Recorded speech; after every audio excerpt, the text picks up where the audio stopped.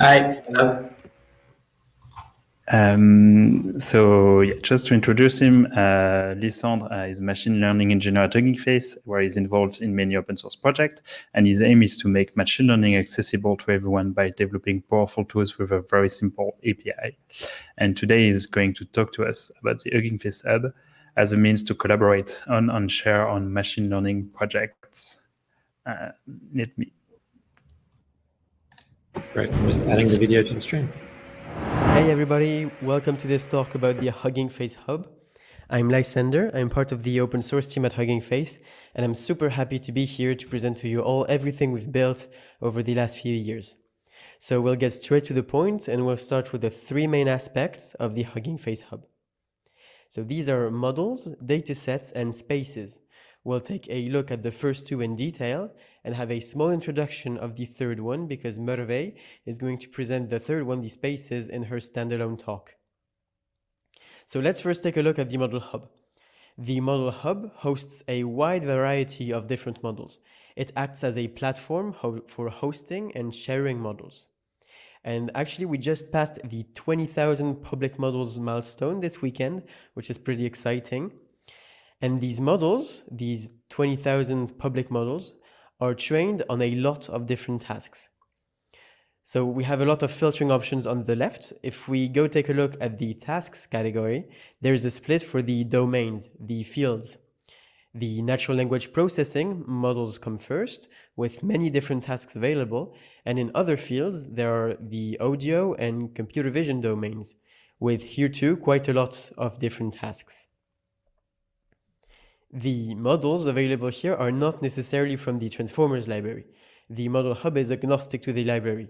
So while there are a lot of Transformer models, there are also models from other libraries such as Flare, TIM, SpeechBrain, Scikit-learn, and many others. Any model can be uploaded, so even models that are in pure PiTorch or pure TensorFlow or any other frameworks can be uploaded here and offered to the community. Other filtering options include datasets to filter out models trained on specific datasets, languages, which is particularly important for NLP tasks. While there are a lot of English-based models, we're very proud to also host thousands of models in other languages. It's also possible to filter out by license, so that you may sure to only see the models which will fit to what you're working on. And finally, the last filter helps filter out models compatible with some of the training or inference tools we have at Hugging Face, such as AutoNLP or Infinity. So let's check out what a model looks like on the front end, on the web interface. When clicking on a model, you're redirected to the model card of the model. On the right, you'll see the API widget with which you can play to get a feel of the model. On the left, you'll see the model card I just mentioned, which can be seen as the documentation of the model. This should contain the model's description alongside any elements that would help understanding what the model was trained for and how it should be used. This should contain code samples for usability, mentions of the datasets on which the model was trained, the hyperparameter during training used, and it should highlight areas where the model should perform well, as well as areas where it wouldn't perform as well. We strongly recommend mentioning the potential issues with the model, for example, regarding potential biases and limitations. All right, so now that we've taken a look at the Model Hub, and before we understand how to contribute a model to the Model Hub, we're going to take a look at the Datasets Hub. Similarly to the Model Hub, on the left, you'll see a few categories to filter out datasets. There's the very general task categories first, which you can complete using the most specific tasks filtering option. You'll then get a few other filtering options like languages, sizes, and licenses. When clicking on a dataset, you'll be facing this super cool page with a lot of information about the dataset. The first thing we'll see on the page is the brand new dataset preview, which allows you to navigate the dataset and get a feel for the format and content of that dataset. This works with text, but also with images, for example here with MNIST.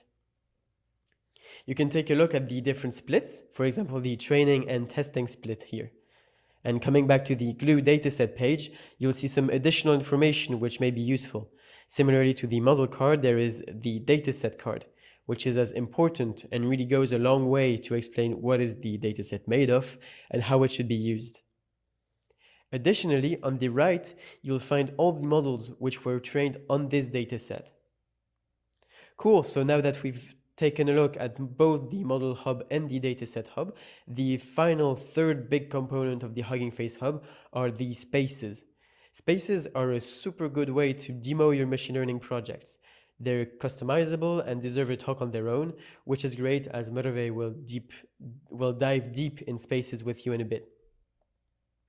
Okay, now that we understand a bit the three core components, let's understand how we can work with them and collaborate using them. So what's really cool with the hub is that all of those are basically Git repositories. Models, datasets, and spaces are all Git repositories which you can clone to your machine. And there are several ways to work on them. The first one is through the Hugging Face website, which is very straightforward but is a bit limiting. The second one is through the open source libraries themselves. For example, if working with transformers or datasets, you'll see some loading and saving utilities which will work directly with the hub. I won't dive into them here as Lewis will do so in his upcoming talk. Here we'll study the third way, which is using the Hugging Face Hub Python library. This is what is used under the hood and by all third-party libraries, and it provides a super simple API which sits right on top of Git and GitLFS to provide custom utility methods. So it's exactly like using Git in your command line, except it's made for model and dataset and spaces repositories with a few useful utility functions. So let's start with a simple use case. We have this model, which is a really cool model from the transformers library. It can perform some super fancy text generation in the computational linguistics style. Let me show you the model first. I start by looking at the files which are in the model. Here I see that I have both the tokenizer and model files inside the folder. I load the tokenizer and I load the model to have them in memory directly. Now that I'm ready, the first thing I want to do is to create a model repository on the Hugging Face Hub. I do so using the create repo function from the Hugging Face Hub Python library. I call it with the myCoolArchive model parameter, which means that I'll be creating that repository under my namespace, which is Lysandre. I can check that it was correctly created by checking out the web interface, navigating to my profile page, and boom, the model is indeed here. If I check the content, however, I see that it is empty, which is normal since we just created it. Now that the model repository is created, I'll want something to handle it. For that, I use the repository object. I instantiate it with two parameters. The first one, local folder, is the folder I'll be using locally to store the clone of the repository. The second parameter is the ID of the repository which I'm cloning. Nice! Now that the repository is cloned, I should have a local folder containing the remote files. If I list the content, I see that I only have the Git files, but nothing else. That's normal since we just created the repository as we have just seen on the web interface. We'll now save the model and tokenizer in the local folder to have the files directly inside it. We could also have just moved the files in it from the previous folder that we had, but it wouldn't have made for such a cool demo. Right, so if we list the files in the folder again, great, we have all the files that we have just saved. We're ready for the push. We now follow the usual Git workflow. We first stage the files using the git add method. We input a special parameter, which is the AutoLFS track parameter. This does some LFS magic under the hood, where it will automatically track large files that would be otherwise rejected. It's not always necessary, but it doesn't hurt to run it. We then commit the files, and we push those files. Since I sped up that part 20 times, it ended up being super fast, which is fantastic. Nice, we have successfully committed our model. If we go back over to the web interface, we can see that there's now an Inference API widget. So we can try it out directly on the website and make sure that the model works exactly as we expect it to. Nice, we have successfully committed our model. We'll take a quick look at doing the same with a dataset, which isn't very different. So I have my dataset saved on disk. I'll import it using the load from disk method. I load my super cool dataset in memory, and I use the two same methods I used before.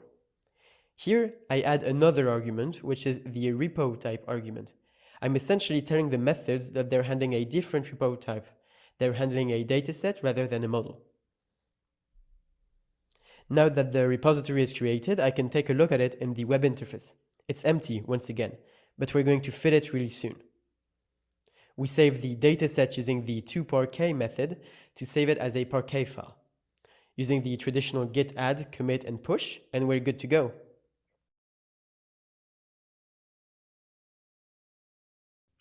Okay, that's it for the model and dataset hub and how to use them. We'll explore further ways to handle your models, datasets, and spaces in the other talks by my team members, and in the course, of course. Thank you for listening to the talk, and I'm really looking forward to seeing all of your cool projects you're going to do during this week. And I really look forward to working with you all.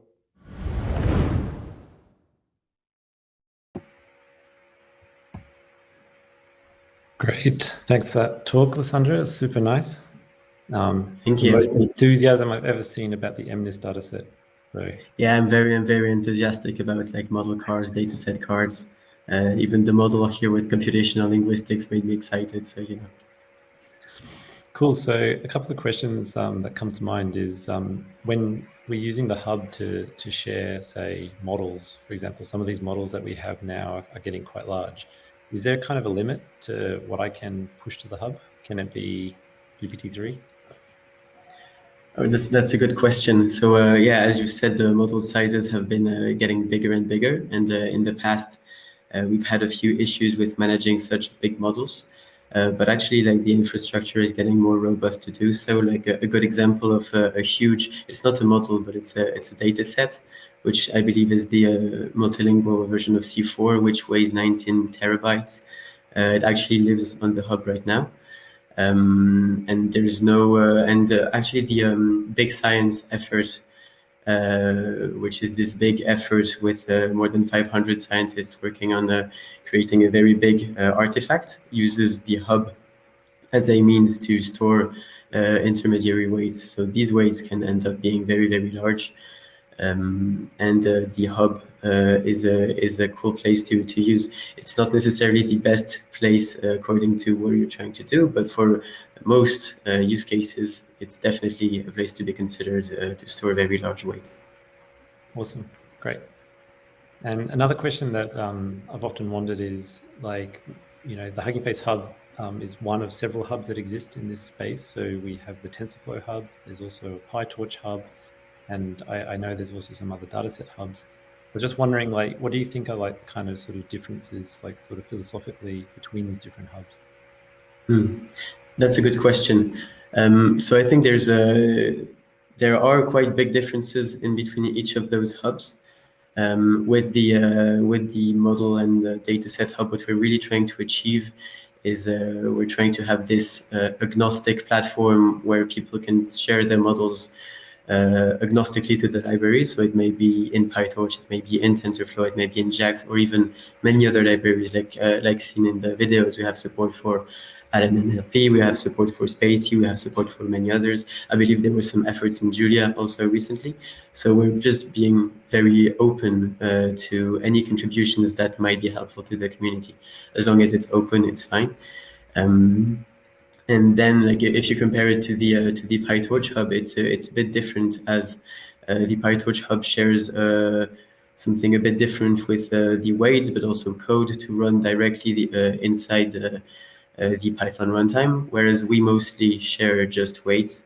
So then it's up to you to get your code running as you want, inspect it as you want.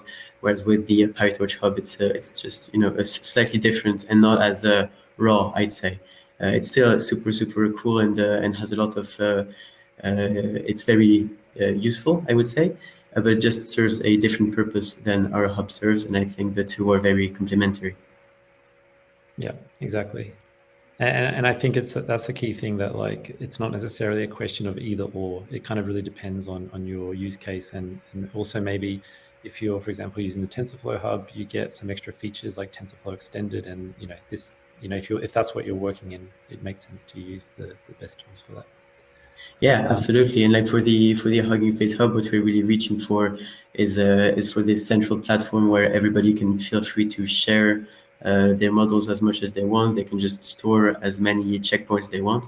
For example, we with the recent trainer changes, we really encourage people to push their intermediary checkpoints to the hub as standalone commits. So for example, if you do a full training run using the trainer, you have the option to not only push the final model for use, but you can also push every intermediary checkpoints.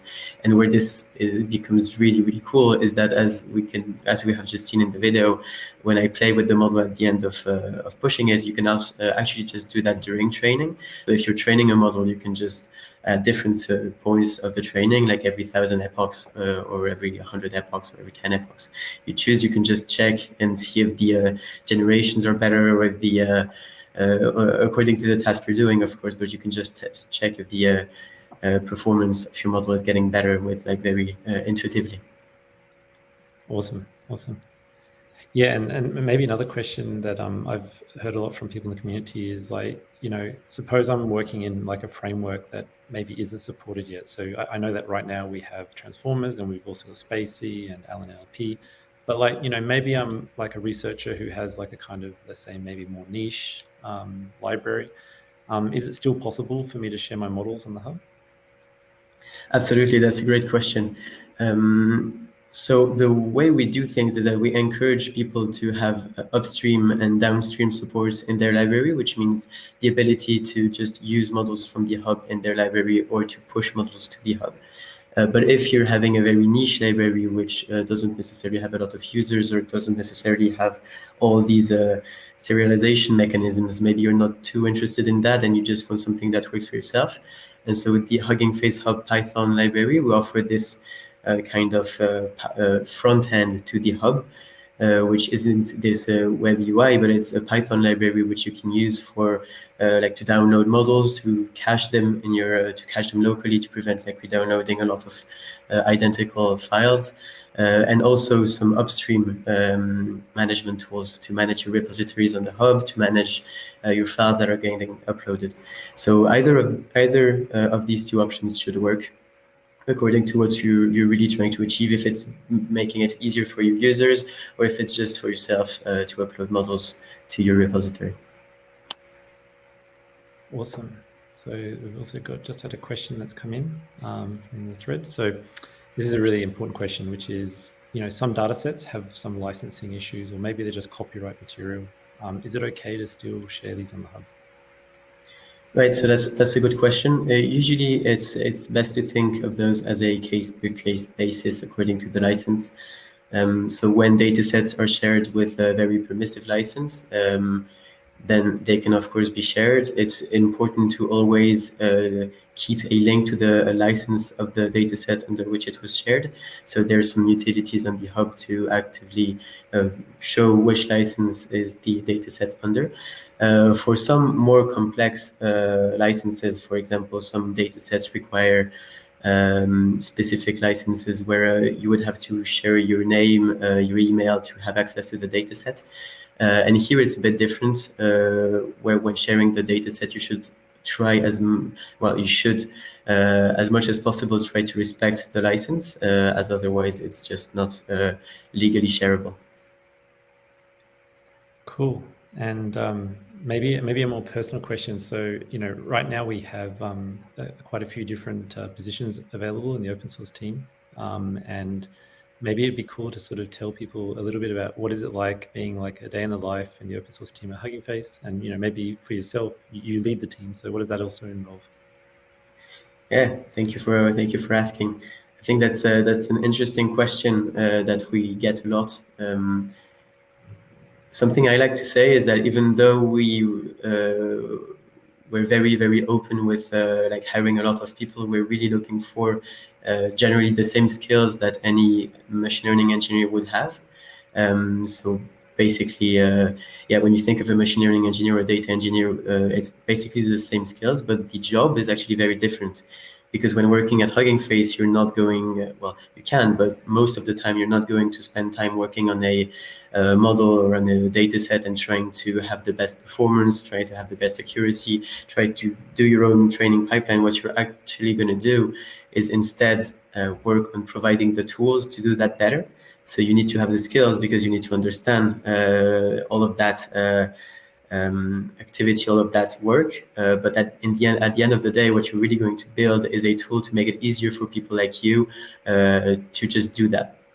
And so this also comes with a few skills which maybe are not too traditional for machine learning engineers. This comes with communication skills, sorry, because you need to manage this open source community. You need to be very open to disagreements because, of course, there's always going to be some in open source repositories. And you need to just basically be very open for collaboration. At Hugging Face, we really strive for collaboration as our main ethics, where we think the more people we have collaborating on a project, the better, the more inclusive the resulting projects may be. So right now we've just passed the 1,000 contributors on the Transformers library, which is super exciting milestone. And I think we're really going to strive for making it as accessible as possible for people to contribute to the library, not only use the libraries. Awesome. Thanks a lot for all that information. And I was just going to, maybe a follow-up thing would be like, if I'm interested in one of the roles in the open source team, probably the thing that like really helps if you want to sort of stand out from the pack is to have some open source experience yourself. And a great way to start is actually just to start looking at the issues on, say, the Hugging Face libraries. You can check out the data sets, Transformers, Hugging Face Hub library. And this is often a great way of kind of developing a kind of, I don't know, unusual relationship with the maintainers. I find this was, I think in my case personally, my very first contribution was to the datasets library. And this was where I interacted with Quentin and some others. And I don't know, it's a nice way of getting a feeling of like what it would be like also to maybe work here. And so my suggestion would be, if you have the time, to take a look at that. Yeah, exactly. And it's also a bit peculiar. I don't think everybody likes the community aspect of it. To interact with community contributors, to review PRs, to look at issues, to solve tickets. I don't think that's something for everybody. So it's a very, very good way to just check and see if open source is something that is interesting to you. Definitely. Cool. So then one last question, which is similar to Matt's. Also, you're heavily involved in the Transformers library. What is on the horizon? We've now got vision, we've got audio and NLP. What's next? And that's a great question. We're really going to push forward with the multi-field aspect of the Transformers library. So up to now, we've been mostly focusing on NLP, but as you've said, now we're also quite active in the speech and vision fields. We're going to push those aspects further. We're actively working on improving our speech models right now with some language models capabilities. Same for vision, where we're really going to have, we're really striving for Transformers to be a very, very useful tool in the entire computer vision stack. On top of that, there are also other cool things that are coming up. For example, Sylvain has been working on a super cool aspect of the hub integration, where right now you can just push models and tokenizers to the hub. What Sylvain has been working on is the ability to push model code, tokenizer code directly to the hub. So for example, if you have your standard BERT model, let's say you're just changing a tiny thing in the way the attention is computed. It can be a bit of a hassle to just open a PR to the Hugging Face library, because you need all those tests to work, you need all this documentation to work, and maybe what you're trying to solve is like, maybe you're not actually trying to get it contributed, you're just trying things out, but you still want other people to use it. So the best way to do that right now is just to fork the repo, push your changes, and then ask that people to use that fork instead. But with Sylvain's work, you can actually just push the updated model files, the updated tokenizer files to the hub, and then as soon as anybody wants to use them, they can just say, okay, I trust the files in that repository, let me just use them, and it will use these files alongside the model weights. Awesome. So that means I can do like from pre-trained and it just works. Yeah, basically, you will still need to specify that you're okay with loading remote code from that repository, because otherwise it's a big security risk. But as long as you say that, that's perfect. Awesome. Great. So I think we're now ready for our next speaker. Is that right, Sylvain? Oh, wait, one last question. So can we use Git tags in the hub for model versioning? Absolutely, absolutely. Basically, all repositories on the hub are traditional Git repos. So anything that works with Git repos will work on the hub.